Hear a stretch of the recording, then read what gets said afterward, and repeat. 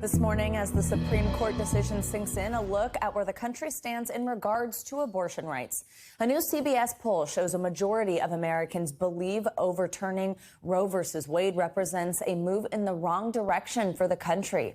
And by a large margin, some 20 points, Americans believe repealing abortion rights is a step backward for the country rather than a step forward. And this same poll shows that women in America believe this ruling will make their lives worse instead of better by more than a 3-to-1 difference.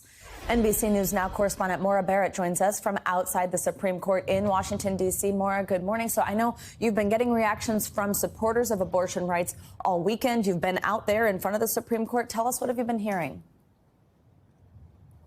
Well, Savannah, I was standing almost in this same spot when the decision came down. And at the time on Friday, we saw about equal groups in terms of those who supported the right to an abortion and those who opposed it. But over the weekend, the crowds that we saw gather around the Supreme Court were in line with that poll that you just detailed. A majority of them were ones that were very frustrated and upset, crying because they weren't happy with the decision the Supreme Court made. I met one woman, Heidi, who flew up from Florida once she saw the decision come down because she felt that she had to be here. I want you to listen to some of our conversation around how she thinks this is impacting our rights.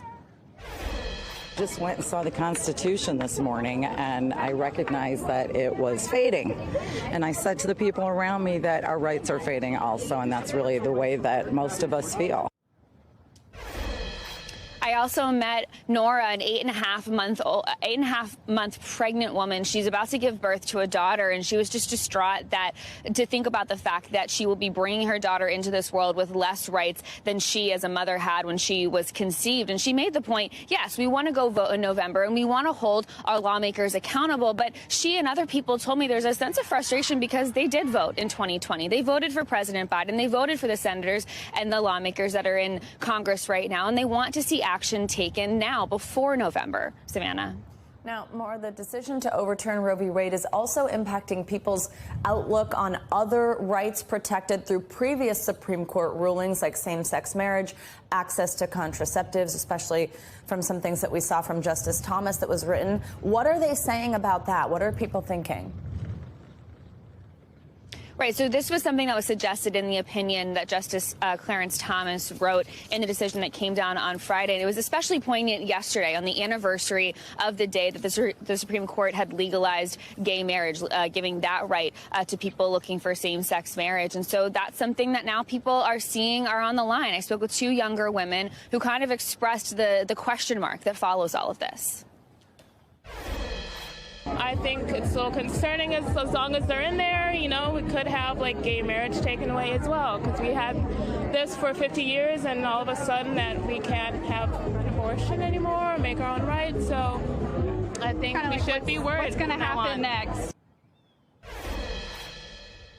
So this is something that a lot of people have expressed concern about, but experts do point out there is a difference between overturning Roe v. Wade because it involves the life of a child, whereas same-sex marriage or contraception might ride the line a little differently. But this is something that people were really concerned about, especially because in some of those conservative justice hearings when they were getting appointed, like with Justice Kavanaugh and Amy Coney Barrett, they'd expressed that they respected the precedent of Roe v. Wade. And so now people are questioning if they'll respect the precedent of other cases.